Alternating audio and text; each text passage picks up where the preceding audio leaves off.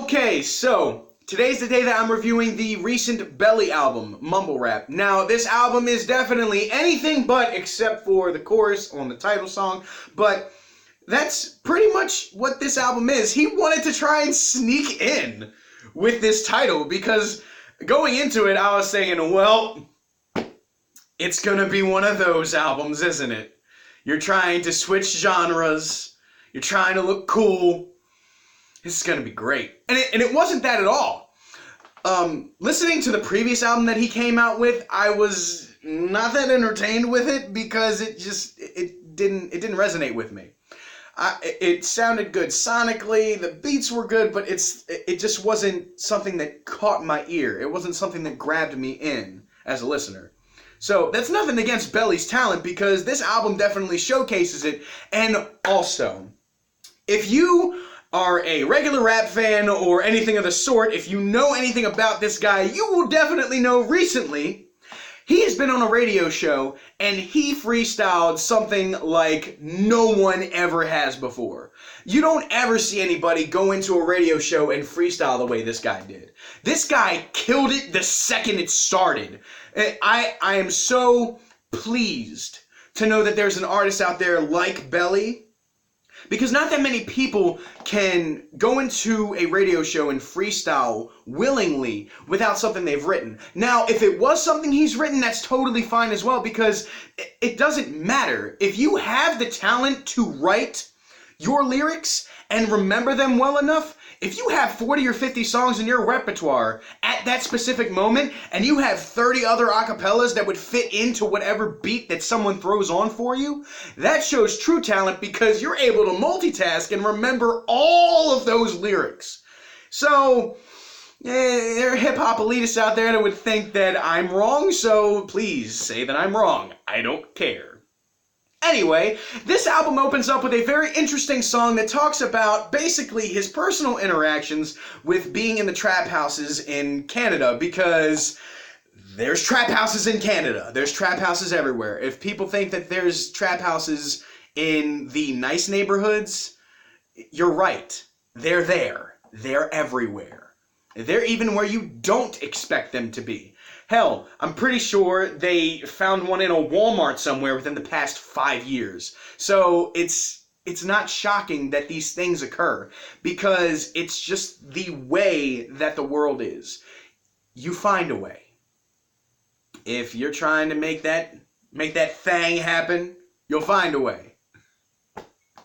The song after Immigration to the Trap is called Make a Toast. Now, for its namesake, it is literally just Belly saying on the track, let's make a toast to all of the future of my career and everyone else's. He's basically opening up to the doors of his eventual success, because it's here, it's definitely showing itself. He's walking through the doors with his neatly pressed tux on, and he's showing himself off successfully. Not many people can, I would see this album to be a stunt, like I said, but not many people can do those kinds of things and come out on top. There are only a couple people that can successfully bridge genres, and he grabbed a lot of inspiration from mumble rap tracks in order to make these, but there are also hints of his own artistry being involved with it. The beat selection, by the way, for this album, although I'm only 2 tracks in, the entire album has production that is uniform to what the topic he's talking about on each track. It fits perfectly. It's almost like he was listening to the beats and finding the lyrics if he pre-writes his stuff. But if he doesn't, he was listening to it and knew what topic he wanted to stick with that beat.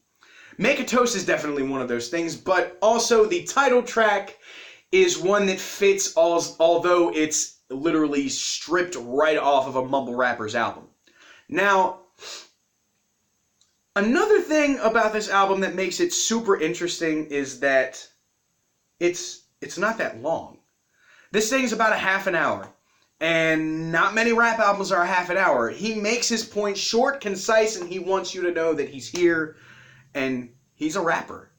He's not a mumble rapper. And if you guys don't like him, I can understand why based off of preference, but if you guys don't respect his drive, this man covers almost every kind of topic. Alcantara is a very, very good song that has the coke-selling king himself, Pusha T. There are a lot of people out there that really respect Pusha T and say that he is one of the greatest of all time, Royce da 5'9" included. And to be completely honest with you guys, Push is a very, very talented artist. He is definitely in the top 10 of all time. But is he number one? He's a very, very talented wordsmith, knows how to create phenomenal albums and EPs to at least catch your eye and make the coke-selling or drug kingpin, that's the word I was looking for, idea alive, because not that many people can do that and reinvent themselves each time.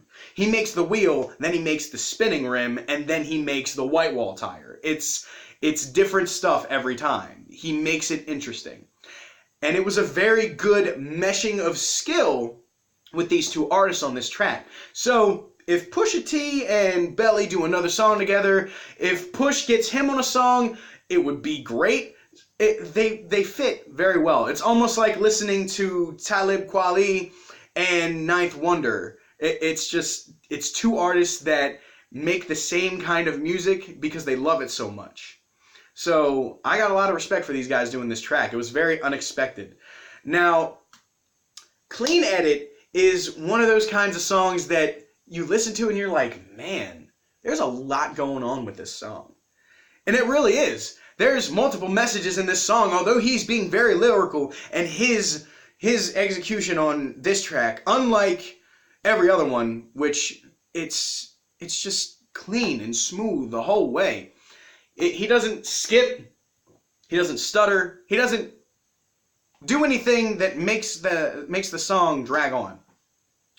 Now, the last song on this album is called All Alone, and it's a very, very, very vulnerable track for him, and it lets everyone know that he's still human. Although he's dealt with these things in his life, and although he's achieved this kind of success, he's still human. And that's it for the album. The songs vary from anywhere between 2.5 to 3 minutes, with the shortest track being Immigration to the Trap, which is 1 minute and 53 seconds. So he lets you know that you don't have to make gargantuan sonnets of songs that ramble on about 10 to 12 minutes each clip for it to be a good album. You make the music, you put your heart into it, and it flows so smoothly. There's even comedic value on the track with a couple skits that he's done. And it was good. This album was good. And honestly, I didn't see anybody talking about it, so you guys slept on it. So with that being said, my name is Ethan, otherwise known as Two-Face. This is episode 21 of my show Claws. And in the description below, there will be the freestyle that I talked about when Belly was on that radio show. There will also be a purchase link for the album. And tune in on Friday when I review the new J. Cole album. Kids on Drugs, King of Demons, whatever he ends up calling it, it's KOD. As long as it's not King of Darkness. There's already one out called that. And then on Monday, when I review the new Bones album. It has not been said what this album's going to be called yet. And then on Tuesday, when I review the brand new JL of B Hood and Stevie Stone album, Contraband. Until then, I will see you guys on Friday. Enjoy the rest of your week. Peace.